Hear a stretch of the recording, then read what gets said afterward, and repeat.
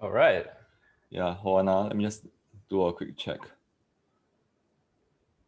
Facebook, please be nice to me today. Wow. Is it live already? Well, it says live on this screen, but I'm trying to see whether it's like live on Facebook right now. So Yeah, I think it's live on my side. okay, cool. Okay. Okay, hello parents. This is Coach John here from Learning Out of the Box, and thanks so much for being here. And I know that it's a Monday morning when everyone got to go back to work, and probably you're experiencing Monday blue. And today I have a good friend of mine, Mr. Alvin. Hello, Alvin. Hey. Thanks for being here. Yeah, so I know that from our Facebook group, we promise parents to invite other parents to come and share. But you can see that my good friend here, he's really very young and not a parent yet. Yeah, the keyword is yet. Okay, before I let my friend share with me, share with you his story. Yeah, so today we are going to talk about how he has become a listen up, $30 million, 30 million tech entrepreneur from 17-year-old. Yeah, so he's an entrepreneur and a business scaling coach. All right, so this is your time now, and do share with us your backstory and how you end up doing what you're doing right now. Cool. Yeah. But first, I'm going to share this so that we get more people on this stream. And I highly encourage everybody who's watching to share this as well. I think it's a great chance for more of us to learn what we have right here. I mean, this is an absolutely free event, and I feel that whatever we're going to share today is going to benefit a lot of people. And if you are watching this stream right now, I see a few of you are. We need your help, and help other people, get this knowledge that we are sharing as well. Like, share, comment, be part of this. We'll be taking questions, we'll be interactive. And yeah, with that, let's begin. I'll start by telling all of you a bit about myself. I think my history, my background will show you guys what kind of person I was, because I started from the age of 17, and that's something that I think it came about because of certain things, and I'm gonna share that to you right now. So how I'm going to do this is with a slide so that you guys can see the pictures that I have as well. So I'm going to share that right now. Yeah, so this is me. I started a business at 17 and grew it also for about 17 years, and eventually exited and sold the business for $30 million. And this is my story. So at 2017, a lot of 17s in this story. So in 2017, my business got acquired for $30 million. This was by an Australian company, came to Singapore, saw us. We were the largest in Singapore already at that time, and they acquired us. So the company that I ran was Vodian. Vodian is a web hosting company. We specialized in hosting services for people's websites and people's emails. At our largest, 3 out of 5 Singapore SMEs used us, and we had the largest market share in Singapore. So I'm going to tell you how that came about. This was me. To give you, and this is very important context, because I'm not a rich person. I didn't come from a rich family. So all that I've done was from scratch. All that I've done was literally hard work, was like bootstrapped. Bootstrap is a term that basically means that we don't have investments, we don't have investors. This was way back when we started. It was way back in 2002. So no venture capitalists, no startup culture yet, nothing. So we worked and we started from our bare hands.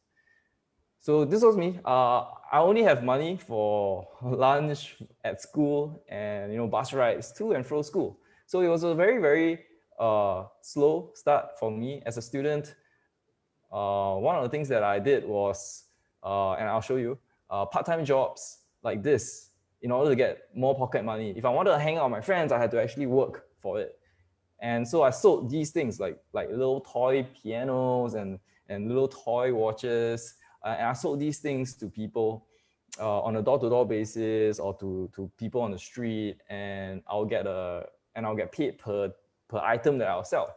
I'll also go door to door, like on those like HDB block of apartments like that on the screen, selling things or doing surveys. I also get paid like doing surveys as well. Each survey that I do per household, I'll also get paid. And that's the kind of life that I had way back when I was in secondary school or in polytechnic. Then I started learning programming. This is IRC, which is a software that was very, very popular way back in 2002. People back then were using this to chat. We didn't have WhatsApp. We didn't have anything else. Even MSN Messenger wasn't that popular back then, but IRC was. You can see that it's a very, very primitive looking kind of application. But the cool thing about this is like WhatsApp, it allows you to talk to people from all over the world, not just Singapore, right? And you get like all your friends there, and I would spend my afternoons after school coming back home and continuing the conversation with my friends through this. So IRC actually has a ability to be templated. You could download like templates or theme packs that allow you to change the way IRC acts and behaves and looks. So like if you see on the screen right now, there's like two different like screens right now, one on the left and one on the right. The left is how it looks like originally. If you download like theme packs, you can actually get it to look like the one on the right. So that's something that I learned when I tried downloading stuff that were on the internet. I realized that they were fun and cool, but not exactly what I liked. So then I changed it, and I learned programming in the process. It was tough. I was self-taught. I basically downloaded the theme packs and I looked at it and I tried like tweaking stuff and started learning how things operated and how things worked. And then, I became pretty good at it. That was my first foray into programming and even like design, because like I would design graphics about that also. So that's how I got started. Then I went to Polytechnic. I met my co-founder. So him and I are circled in red on the photo, and we will be juggling school and work. And of course, play. We will be like playing video games as well. But that's what we did as kids. So Vodian started off as a web design company. So we offered web design services. Design services are services that we will like do all kinds of design services. We will create websites for people. We will create like the graphics involved in it. And again, this is really basic. I'm not like a world-class web designer. I could just do enough to make it work. I could do enough to get businesses the kind of websites that they want. And this all happened by chance. I literally was approached by a family friend who said, you know what, you seem good at computers. Can you design a website for me? And I was like, sure. So I did that, not knowing that it was, difficult, not knowing that, it was something that I've never done before, not knowing the consequences. I just did it. And when I did it, I realized that I could. And then, that started my whole career in web design. Eventually, though, web design was pivoted. I changed it with my co-founder. We changed it to a hosting company. Hosting company basically is all about like servers and renting it out to our clients. So this is completely different because now we have to invest into all these hardware, right? But we had profits and we had revenue from our web design business that actually funded this. So this is our first office. Back then, there was no WeWork. There were no like Regus. There's nothing that allowed for like co-working or anything like that. So we had to get our own office, but we were so small, right? So we actually found two other companies who were also small. We grouped together and then we rented an office together. So we shared and split the office into three. And this is kind of like how it looks like. The office space is just open plan, and we just get desks and computers in. And this is on the 4th floor, mind you, 4th floor of a walk-up apartment. Because with walk-up apartments, it's cheaper. If you go to like those office buildings, it's very expensive. So for us, we couldn't afford that, and we basically got a walk-up apartment. The ground floor is actually a dried goods company. It's like a shop So every day when we would go to this shop house, we would smell the smell of Chinese dried goods and dried herbs, the smell of dried scallops and all of that. So that's the smell that we get every single day. So, I started growing the company, even though I didn't really know how to do it, but I figured it out along the way. I used a lot of systems, and then that allowed us to grow from like 2 to 5 to 10. And eventually the largest that we got to was 150 people across 3 countries. So that was me.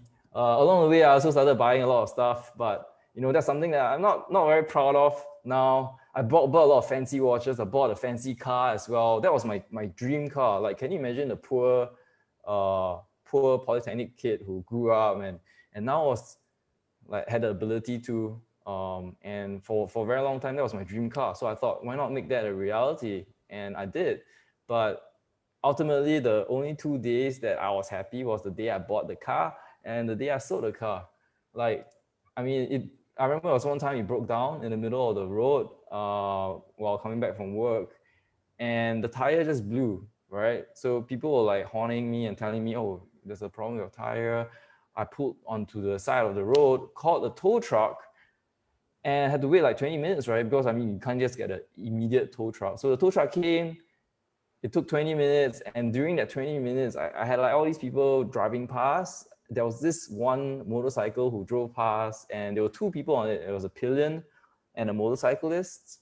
And as they drove past, they were looking at my car, and they slowed down, pointed at the car, laughed at it, and then sped off, right? And I'm like, wow, that's so mean. So I felt very, very sad.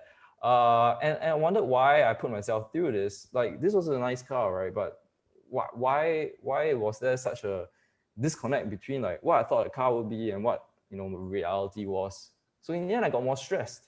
That was when I realized, time freedom, that was so much better. Not material stuff, not things that you own. Yeah, we can talk about that, but that's another story altogether. So yeah, eventually I designed more systems, and then I started traveling all around the world, which was great. I could travel and not be bothered by the company, not be bothered by business.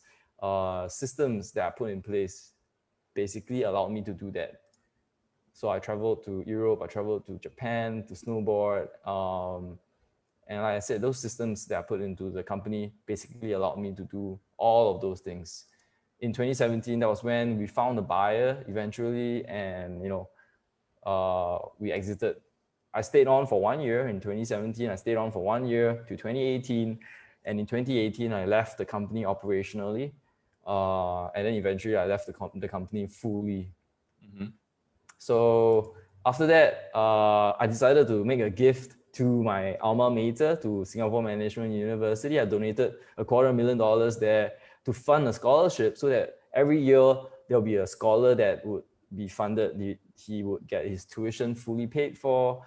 And that's something that truly makes me a lot happier than any material possession. So this is my first scholar. He's also an entrepreneur now. He graduated. He became an entrepreneur doing his own business. And it's something that, truly makes me happy nowadays. And that's when I figured, like, youth and entrepreneurship, those are areas of impact that I want to make a change in right now. So that's, in a nutshell, my story. It's a quick like 10-minute walkthrough of what happened and how I became the person I am. So yeah, I'll stop the share and then maybe we can dive into some questions. Hey, thanks, Alvin. Yeah, that was great sharing. And I think you shared about what you just did. I mean, how you did it, and there are times that you don't really know, but you just did it anyway. Yeah. So I just want to share. I just want to ask, like, because I know that when I work with kids, there are some kids who do not have the freedom, and they were told to do, whatever their parents want them to. Yeah, but I can hear a lot of, like, you mentioned that you can do things that that you decided to. Yeah, so could you share with us, like, how was your growing up years like, and how was the parenting style of your parents like on you? Cool. Yeah, we definitely should go into that. But before Yeah. that, I know there are viewers here. Like, guys, if you like what we are sharing, drop a comment, like the video, share it with your friends. Again, this is completely free. So I'm sure you're getting value out of this. This is stuff that, I don't normally share. And this is something that, I think more people should hear of because it impacts the way that we bring out our kids, right? And I want to see more people just going through the same experiences that I did. I think that's something that you would want as parents as well. So share this with other parents, share this with other people, so that they can actually understand the process and kind of understand how to bring up kids or how to get kids to be doing the stuff that they really, really like and becoming people who are successful. And that's what we're going to talk about also, what success means and how to actually get that for our kids, for the people that we love. So again, if you're watching this right now, I know some of you are. Drop a comment. Like or share. In fact, can we see the comments, John? I realized the comments, are they linked? Yes, the comments, I mean, I can see one comments by Hakim, and he said inspired, and the comments will be Okay. Yeah. Okay. pasted in the Facebook post on Learning Out of the Box Facebook page. Cool. Yeah, I see that here also. So that's awesome. Thank you, Hakim. And yeah, let's get into it. Okay, what was the question again? Sorry, John. Yeah, because when you share your story, and I caught a few words that you kept on repeating, and you did like so like with grace, in a sense that it's like who you are. You mentioned just did it, and again you shared part of your story, and then you mentioned actually I don't really know how to do it, but I just did it anyway. Yeah, and I believe that a lot of what you're doing now or who you are impacted by how you were parented in your growing up years. Yeah, so could you share with us how was your growing up years like, and what kind of parenting style did your mommy and daddy use on you? So I'm very, very grateful for my parents because my parents, they may not be the most educated people. My dad, he left school early. My mom as well. They are not university graduates. So from what like Lee Kuan Yew says, they truly have a bit more to go.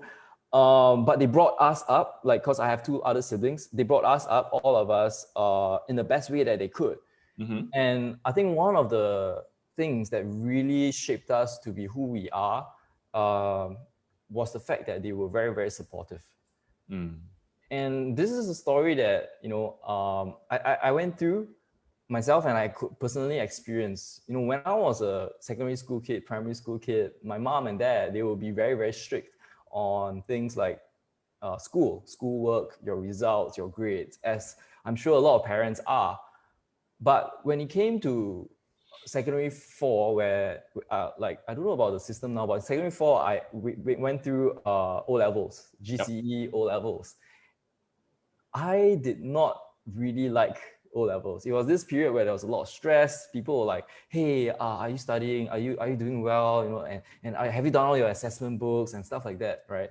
And that's what I like about you, John. There's not just the focus on what and how, but you focus on the why. You teach people and give them the skills to be better learners. I think that's awesome. So I didn't get that back then in Sec 4 at the age of 16. And so it was a chore for me. I didn't understand why I was doing it. Yeah, I know I needed to get good grades, but why? Right? And I didn't know what to study. I didn't know how to study. I basically memorized a lot of things. Eventually, though, I did complete O levels, and thankfully I did well enough to go to a JC, which was the traditional route back then. And I remember going through my mind, like, I just have to pass my O levels, do well enough, get into JC, and then things will be much better, right? And there won't be much stress anymore, and secondary school will be over, and things will be much happier. When I went to JC, I realized that was completely false. JC was like, to me, was like secondary school all over again, but sometimes maybe even worse, because I felt like there was more competition and more stress and all that. And again, I didn't know why. So what I did know, like what I shared in my story, I really like computers. I really like creating stuff on computers. Like programming allowed me to create stuff. I think that was one of the notions that were the core concepts that made it so appealing to me. And this is exactly how, some people who are good with their hands, they create like stuff with carpentry and electronics and robotics and stuff like that, right? That process of creation was incredibly fulfilling and incredibly interesting. I could see like stuff happening, and that was what I wanted to pursue. So when I went to JC, I also took out a computing module. I think you can choose a computing course subject, I think, but it wasn't something that was very interesting. It was very academic. So I started looking at what else was out there. I said, this whole JC thing, that's not working out for me. And I looked for something else. And I found the polytechnic system. And it was like in between like an ITE, which is a vocational school, and a JC, which is a very academic school. The pedagogy is a lot more academic in nature. I felt like a diploma course was somewhere in the middle. Like, yeah, the academic portions as well, and there's kind of like vocational portions as well, which makes things a lot more interesting and a lot more holistic. The problem was traditionally, it's a lot more difficult, especially for parents back then, to accept a polytechnic education, because the diploma is not as like prestigious as a A-level certificate that you get from a JC.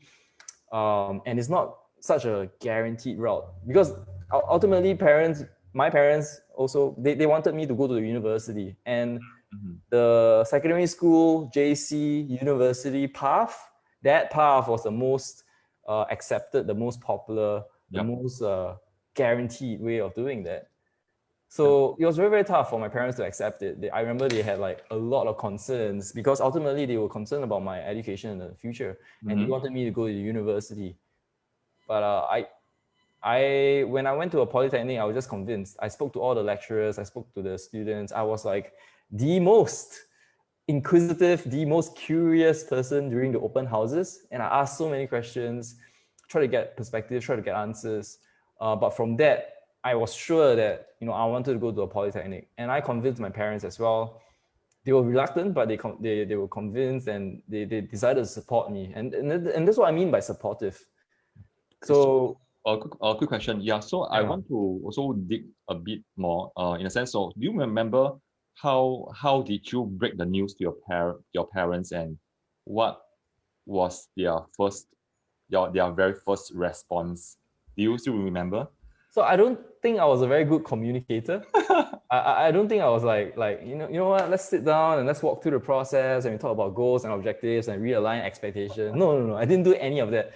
I remember I was a terrible communicator. So I think what happened was basically I just walked up to my parents and said like, hey parents, I'm going to I decided to go to Polytechnic.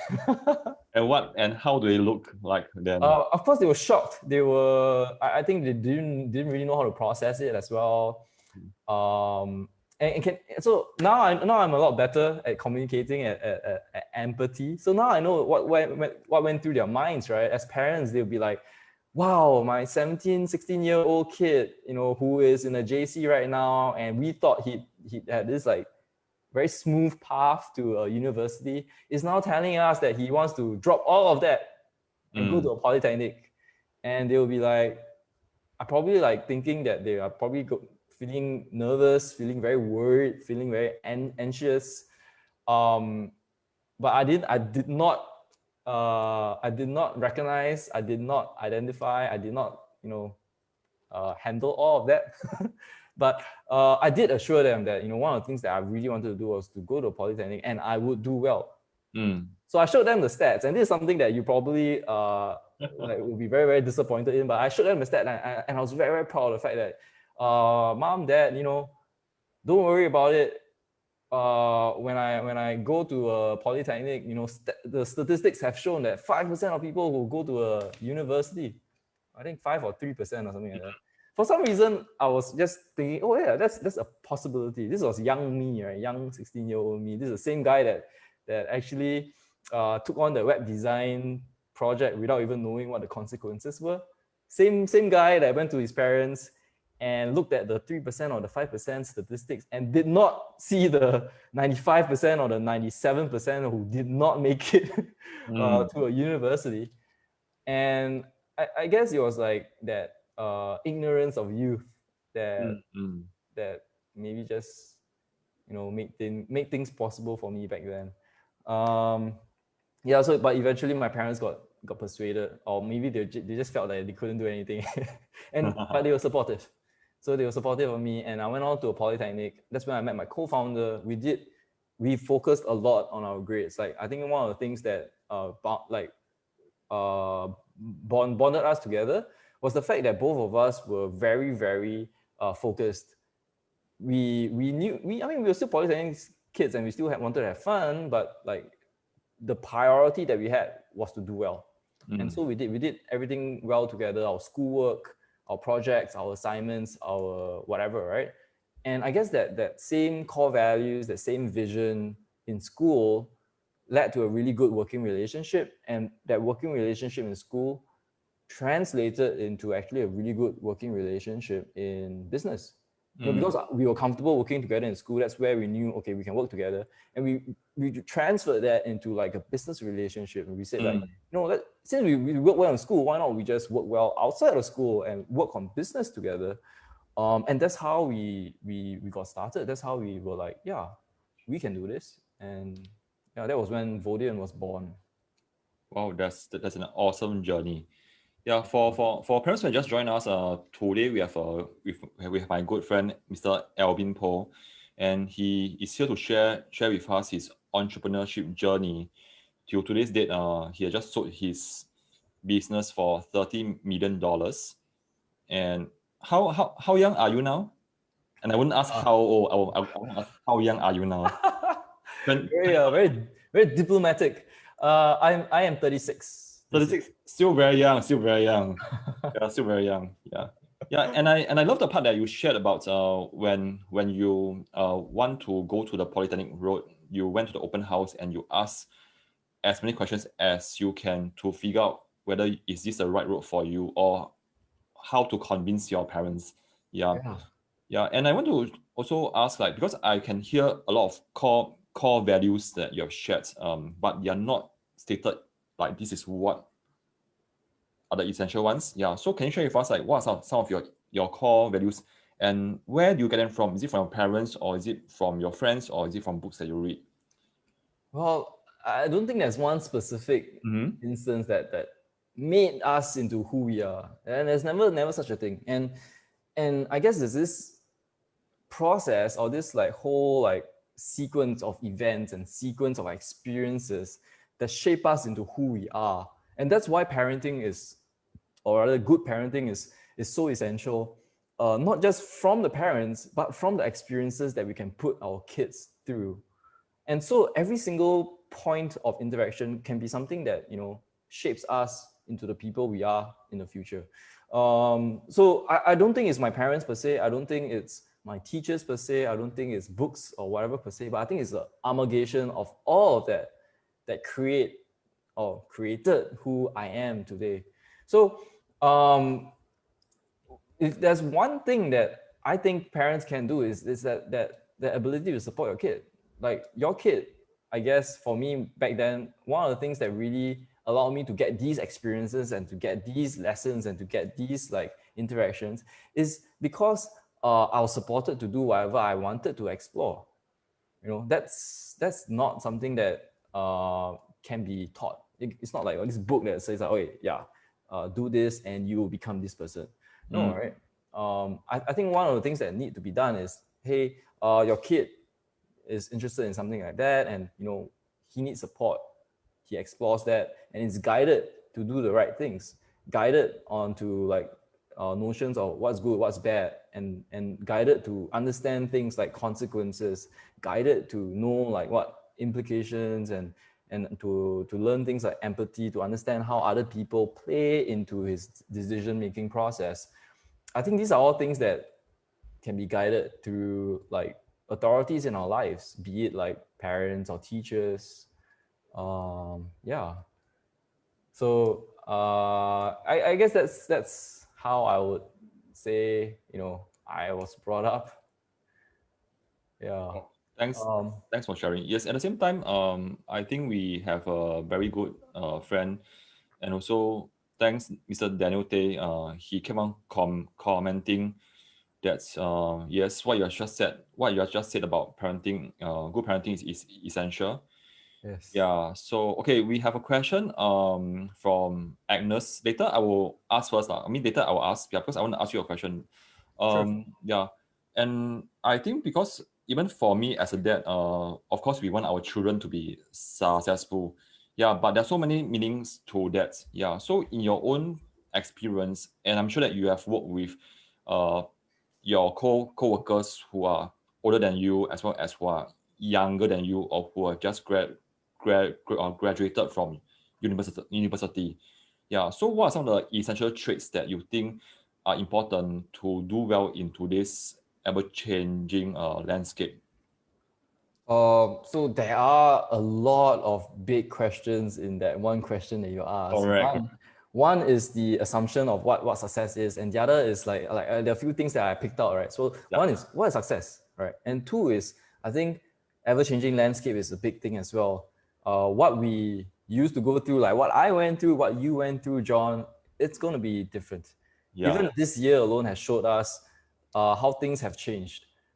And if anything, it's going to accelerate. And what do I mean? The biggest change that I feel will happen will come from universities, because universities as an organization, as an institution, is by definition is slow, is particularly irrelevant, because if you're talking about a 4-year cycle where you matriculate and then you graduate, typically about 3 to 4 years, sometimes shorter, sometimes longer. But given that time, a lot will change. So much will change actually in the industry. If you learn about digital marketing in like year 1, in year 4, a completely new platform would have arose. Something else that might have changed. Google will have changed its algorithms. Facebook has like a completely different advertising system. So a lot of those things have got to really be very quickly iterated. So I think education, and that's why when I first started this whole session with you, like I mentioned that when I was growing up, I didn't really know the why, or I wasn't like taught how to learn. If I had learned that, it would have been a much more valuable skill than learning what to learn. And that's the problem in the current like pedagogy right now. It's still very much focused on what you're learning rather than how to learn, why you're learning. But if people focus on that, I think that's going to be the way that education, that even work is changing, and that's part of that landscape that you mentioned, that changing landscape, and being prepared for that. That's so important. And that's why I like what you're doing. As I said, if I had like a teacher like you back then, I think it would have been much better for my overall progress as a learner, as a student. Thanks for the kind words. Yeah. So So what was the other part? Success, right? How do you get success? Is it I think because I think it's such a big word, that we want our kids to be successful.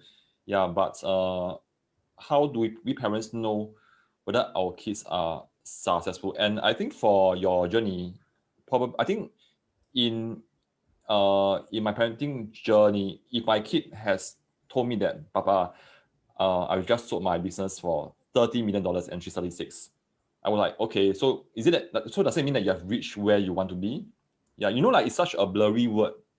Yeah. So I do know people who are okay. So now we have to break it down, right? And that's why, like, even when I look at my clients and I teach them how to scale their businesses, right, we look from a point of fundamentals, like what's your intent, what's your objective, and then we work backwards from there. So if we don't know that, right, and we don't we are not clear on that, right, and we start on this path, and this happens to anyone, not just business, but like anyone and anything in life. If we don't know our end goal and we work backwards, and we don't work backwards from there, we might just get lost. In fact, I can guarantee that you will get lost most of the time. So if success to you is let's say $30 million, and that's your goal, you would have a big problem, because as humans, we are geared towards optimization. We are geared towards like what's the best and the easiest way to do that. Like why even do the long way? Because like what's the point? You would rather just do something that's fast, right? And that's why shortcuts are always present. That's why people always take advantage of shortcuts. So my goal, for example, wasn't $30 million. My goal was to provide a really good experience for my customers, because I saw that whatever I was doing with my business really helped a lot of customers, really helped a lot of businesses. We had so many businesses rely and trust us for web hosting. And I saw like how much of an impact we had. And that's why 3 out of 5 companies in Singapore used Vodian. No, that was a big number. That was like, whenever I go to a networking event, I will not meet new people or new prospects. I'll actually meet all my current customers. So networking events were very, very stressful for me, because like I had to, find out how everyone was doing, what they were doing, anything that we can improve on, and stuff like that. It was a very, very different experience. Yeah, so I think that's something that people need to know. Like going back to the question of what is success. Yeah. If you focus on just monetary numbers, like if I focus on $30 million as my success, my goal of success, I probably wouldn't have done the things that I did. It was a very long, roundabout way of doing it. Why focus on customer satisfaction and customer, fulfillment and all that, right? To get the $30 million, you probably do something else. You probably like, yeah, I think there are other ways to get $30 million. And so therein lies the problem. If I were to be a parent, I probably focus on, and that's why I say focus on the stuff that they want to explore, focus on their passions, focus on their interests, cultivate that so that they can know the kind of value that they bring to society. In my view, I think value is more important than transactions. If you can create value, you will get rewarded. Money is secondary, but you will get rewarded in terms of money. If you create transactions, you're focused on money and you don't really create value as your priority, and that's a big disconnect when that happens. Yeah, so I think that's one of my perspective on success. Great. As you're sharing, I think it reminded me of what I've heard or learned somewhere else. Focus on creating massive value, because the money is actually a byproduct of Exactly. what kind of value you have given. Yeah, exactly. So when I was growing Vodian, I really wasn't looking at my bank account all the time. I was more worried about like, do we have the systems that can support our customers? Because our customers were growing, and as they were growing and they were getting happy, and they were referring people, we had to make sure that our operations and systems were robust enough to support that growth. And that's something that we had to like spend a lot of time on, and I wasn't even looking at my bank account, to be honest. But it came as a secondary, like you said, a secondary result, as a function of the value that you've created. Yeah, and I think you have mentioned a very important point that even me as a parent, it's something that we need to teach our children since young, and it's not just when they enter workforce, but then it may be a bit too late, because all these are linked to the value of the child, and the child gets the value from the parents. Yeah, so now I think it's time to answer Agnes' question, because she has asked quite some time ago, so I want to make sure that her question is answered about parenting. Okay. So she's asking, Yeah. do you agree that, okay, it's a very like it's a question from her. Okay, so do you agree that parents should be strict and focus more on studies? Wow. Okay. We shall answer that, and I think I have a really good answer for that. But we need people to like and share this video, because like I think we are really covering stuff that can impact the way that our kids grow up, and this is stuff that if more people know and more people understand, society gets better as a result. What causes a lot of pain and what causes a lot of frustration in kids and in people is the wrong focus on things, right? The wrong focus on what success is, the wrong focus on how to grow as a person, the wrong focus on like even starting and running a business. And these are things that will impact everybody. So if you're getting value from this, from our sharing, just like this, drop a comment, share it with a friend, share it on your timeline. These are things that we'll definitely appreciate, or people can definitely appreciate, and people can definitely learn from. So we need your help. Other people need your help as well. Help us get this message out there. Okay, let's go back to Agnes's question. So Agnes asked, do we agree that parents should be strict and should focus more on studies? And this is something that I think should lead back and should bring back, the notion of intent and the notion of objectives. So in the scaling system that I teach my clients and entrepreneurs, I have a model that's called the Waterfall Intent, and that's an objective first and intent first way of thinking. Why that's important is because if we do not have the intent and the objective in mind, or we have the wrong objective in mind, that's even worse, because it translates back into what we do today. It translates back into how we structure things and how we execute things today, tomorrow, in the near future. What do I mean by that? So Agnes asked, should we focus more on studies? And now Agnes has that objective. Her objective is probably good grades. Good grades is the objective. We translate back to today. Our kid needs to study. Our kid needs to do well. Our kid needs to get good grades. And as a parent, you do so many things to do that. You send him or send your kid to enrichment, send your kid to really practice assessment books and whatnot, right? In order to get good grades. But that path, when that happens, your kid's going to get good grades, or hopefully will get good grades. But after that, won't know what to do. We'll be lost. We'll have no skills. Because your kid might be able to get an A in math or in English, but might not even know how to do things, or might not understand like why math is necessary, or might not even understand like these lessons. They'll be really good at doing assessment books and really good at exams, but that's not really a life skill. So more importantly, I think the objective shouldn't be good grades. It should be something else other than that. It should be, for example, if your kid is really interested in music, or really interested in engineering or robotics or programming or something, that can be the main focus. That would be like, hey, you are really interested in robotics and maybe electricity or whatever it is, right? Math is necessary because you can understand that concept a lot better once you know math. And I'm going to help you by letting you get enrichment, or helping you understand the lessons that are taught in math, because these are fundamental skills. Like in life, we don't really need to know the y equals to mx plus c or whatever like that. But what that means is we can now understand concepts like division, to understand like calculations of like everything. Like in business, for example, you now be able to price. You'll now be able to understand like the value of or certain slopes, right? Because y equals mx plus c is a slope, and you understand like how all these plays out. When I was back in school, y equals to mx plus c is basically an equation that like I was like super frustrated with, because I didn't see the real world applications, or I didn't understand why it was necessary.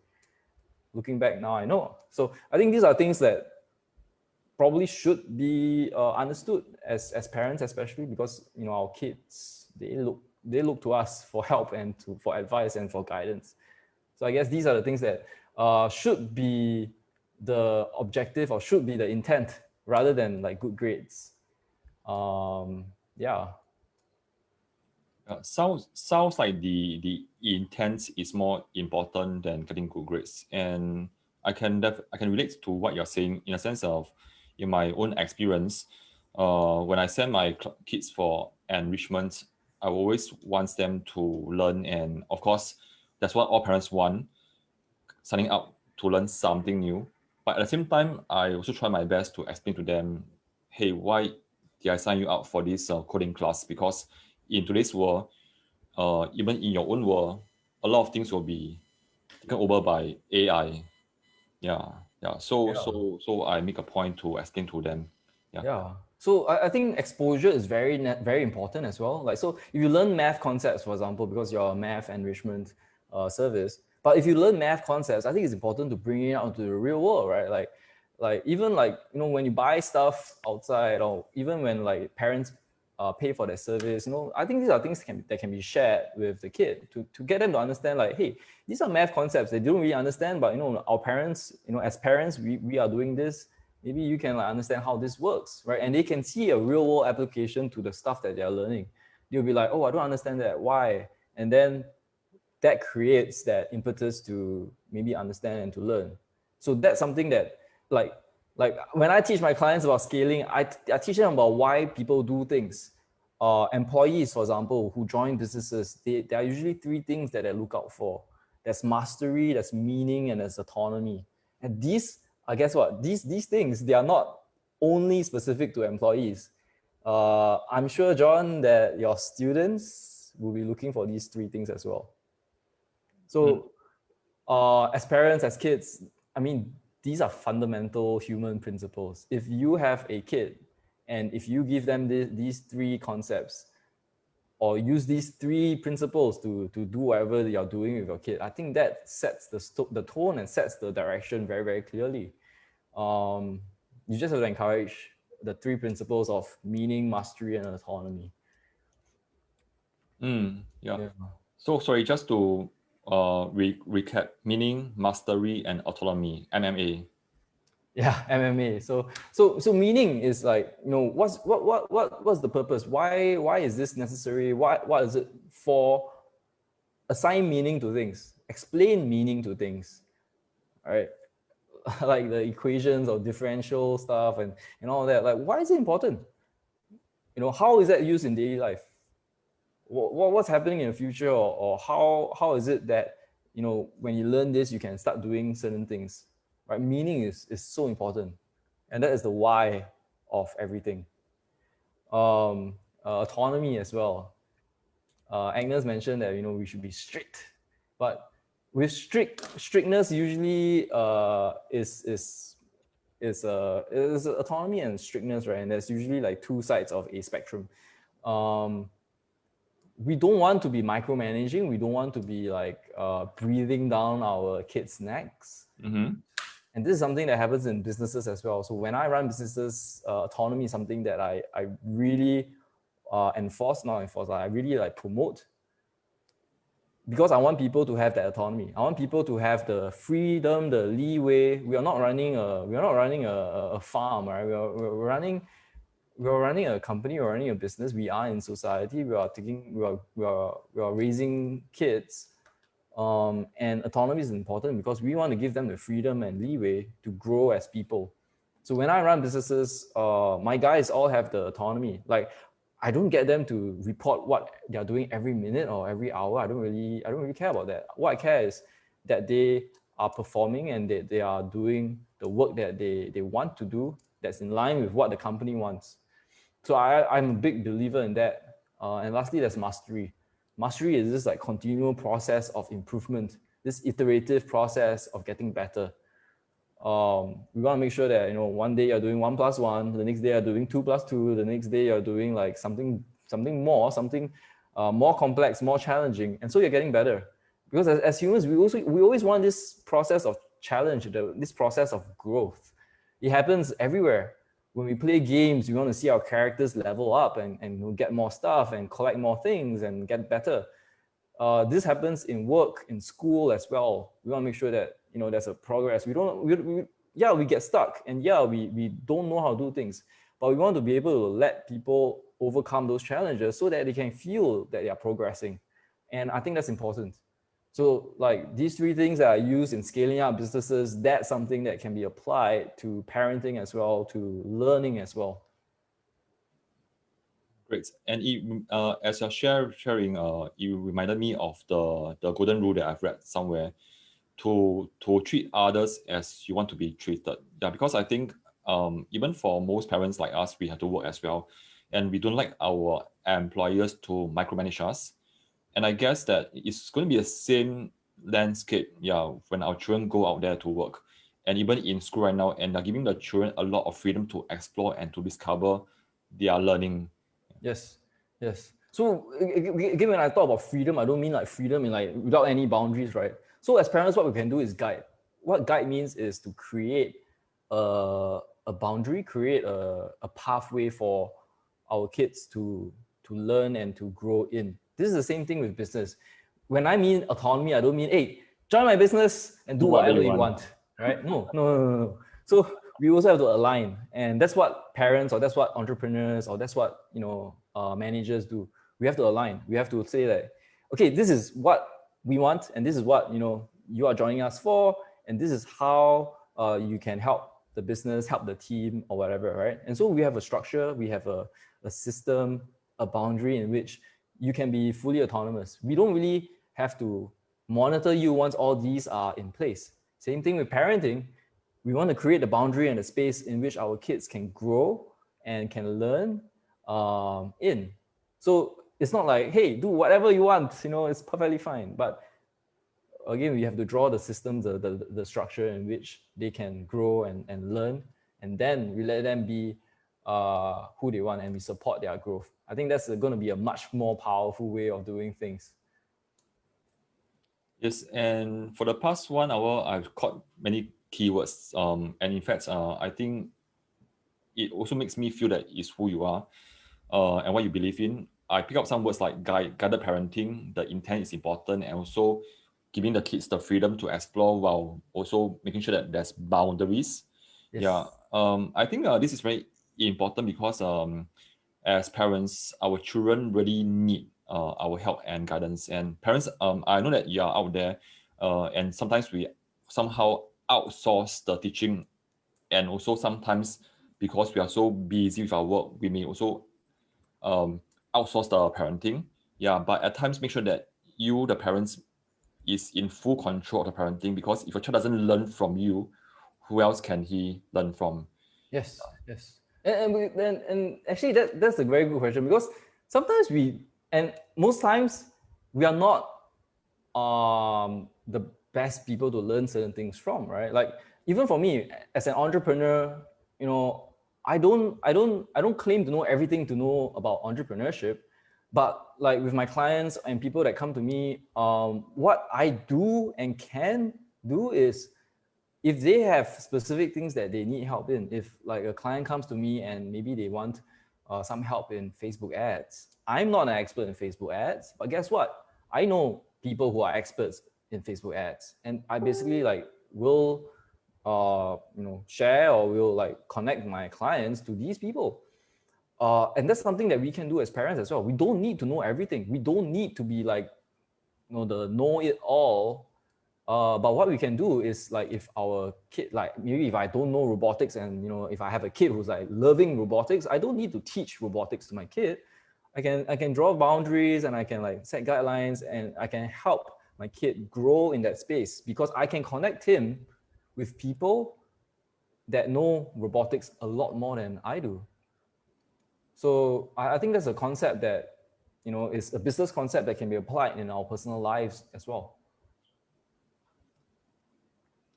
Great, thanks, Alvin. Yes, I think that the alignment of the values that we have in our personal life as well as our public life needs to be there as well, because otherwise our children may get confused. Yeah, because I think kids are very smart nowadays, and they can pick out all the non-verbal cues from parents. Yeah. They learn from not what you said, but they learn from how you behave. Yes, exactly. Again, this is a business concept. Like, I have clients and entrepreneurs that say, you know what? Okay, so what I believe in is a culture of failing is fine. Failing is necessary, because failing, you only try before you can get to success, right? And trying involves failure. So I think failure is necessary in order to get success. Failure for failure's sake is not good, but failure for improvement, now that's a good thing.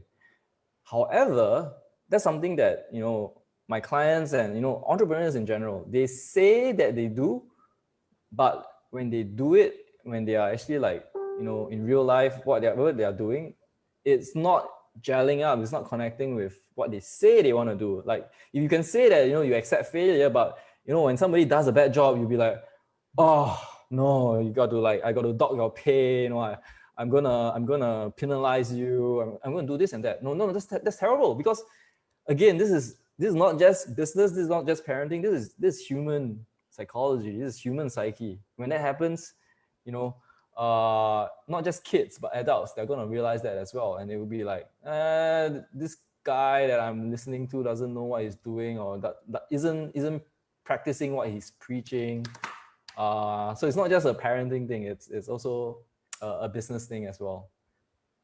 Yes, that's a great sharing. Because I also have worked with many parents, and there are some kids who told me that while their parents told them that they believe in them, is and it's okay to not do well, but as long as just put in their best.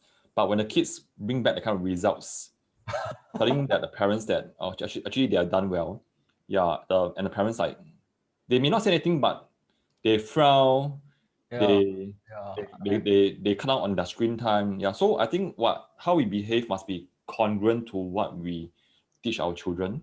Yeah, absolutely. So this is something that's like, everywhere. It applies everywhere.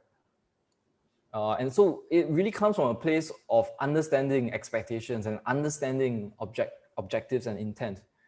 So if you say that it's fine to not do well, you actually have to know why you say that. You actually have to know it's because you know that it's fine to not do well if they know how to learn, if they learn how to learn and all that, in order to become a person who can do stuff that really matters. If you truly believe that, then it's fine to let go and say, you know what, getting a C is fine because I know you're doing these things. It's not fine if they do that and then after that they don't have boundaries and they go do other things that's not in line with the intent. So that's something that you need as parents or as an authority. You need to reel them back and align them again. So everybody working on the same page. That's something that makes things turn out a lot smoother. That's in business as well. We have to realign people with organizational objectives, and we have like metrics that we track, and we have to make sure that everybody is working together as a team. And that's why when something else that's not as important like grades go wrong, that's totally fine because I know you're still making progress towards the goals that we've set together. That's something that I think applies to parenting as well.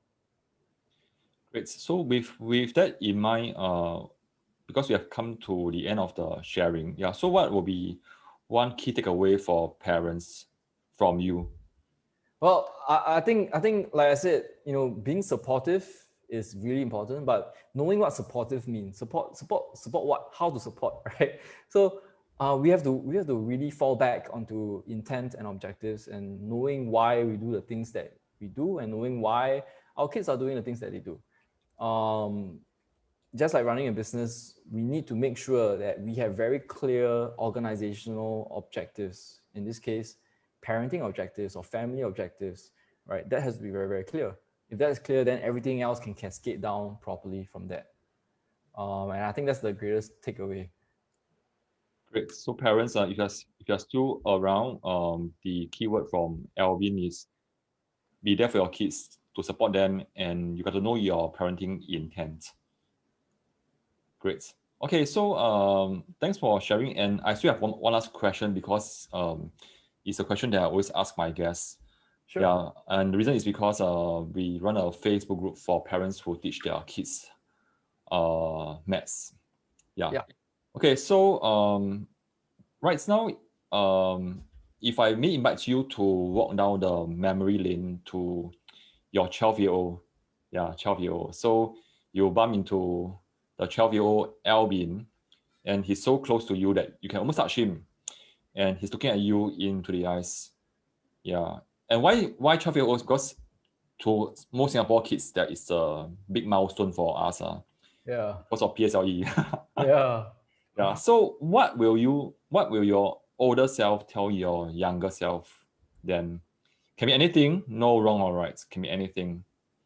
Well, I I guess like so when I was 12, I was very mischievous, and I didn't know why I was doing a lot of things.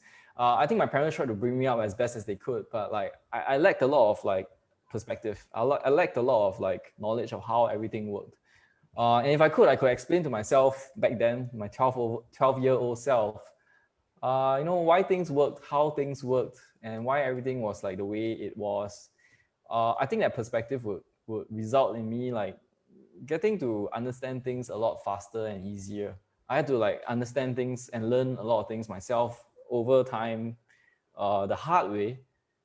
And if I had like a kind of like mentorship or advice from somebody that has really gone through that, I think that's something that I'll greatly benefit from. Yeah. All right. Okay. Let me just push a bit. Yeah. So what will you tell your 12-year-old about PSLE?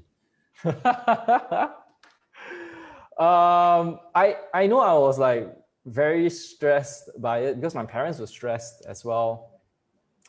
And one of the reasons why I was stressed was because I didn't understand why I was doing the work I was doing. Right, I don't understand why I was like studying. But if I had known like studies, what they were for, and the subjects, why they were important, and the grades, what it translated to, what the consequences were.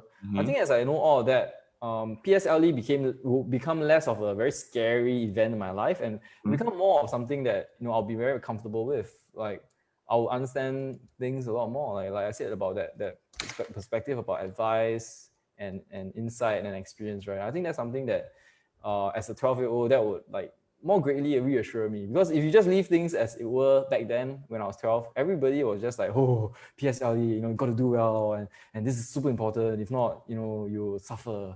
But that's not necessarily the case.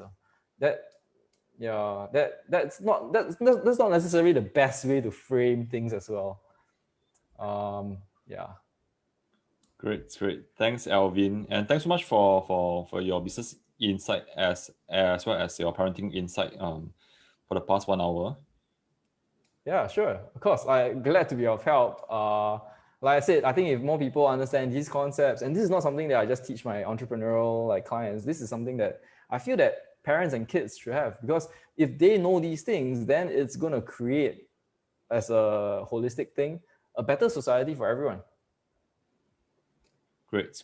Yeah, this is the reason why I brought you on board, because even though you're not doing any maths or science or anything related to school, yeah, but I think that as a young person, to succeed in the business world or the career life, everything stems off from parenting, how we are brought up in the family. Absolutely. Great. Okay, if parents want to get in touch with you, I mean, for whatever reason, how can they reach you? Please add me on social media. I'm available mostly on Facebook, LinkedIn, YouTube, Instagram. Just search for Alvin Poh, you'll find me. I have this like orange background, so it's very, very clear, very, very obvious.